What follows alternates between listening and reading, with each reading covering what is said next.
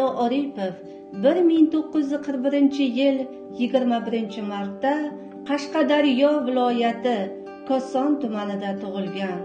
U oddiy dehqon oilasida dunyoga kelgan bo'lib, bolaligidan she'riyatga qiziqqan.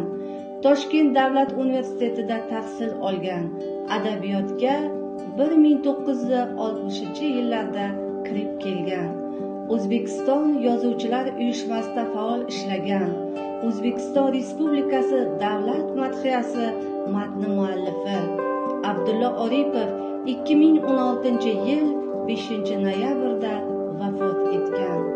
Abdulla Oripov o'zbek adabiyotining eng yirik shoirlaridan biri hisoblanadi.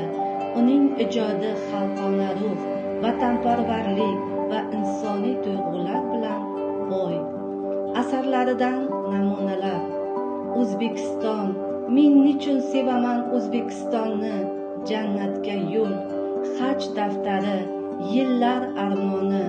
Uning she'rlarida vatanga muhabbat, ona tiliga hurmat mujassamlangan. Inson qalbidagi kechinmalar asosiy o'rin egallaydi. O'zbekiston madhiyasining so'zlarini yozgan shoir bo'lib, bu uning xalq oldidagi eng katta xizmatlaridan biridir.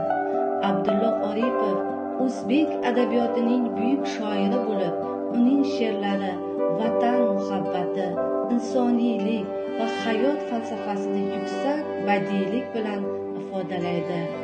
Men nechun sevaman O'zbekistonni? Tuprog'im ko'zimga aylab to'tiyo, nechun vatan deya yer u osmonni muqaddas atayman tanho. Bu yorug' olamda vatan bittadir dunyoda ona degan nom.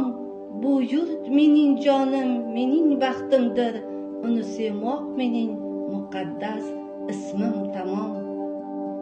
Yillar o'tib boradi sekin va beozor, orzular ortidan yuguradi inson. Har kimning qalbida bir armoni bor, u yashar umr bo'yi goh pinhon. Ona tilim, jon va ruhimning nafasi, sen bilan tirikman, sen bilan borim.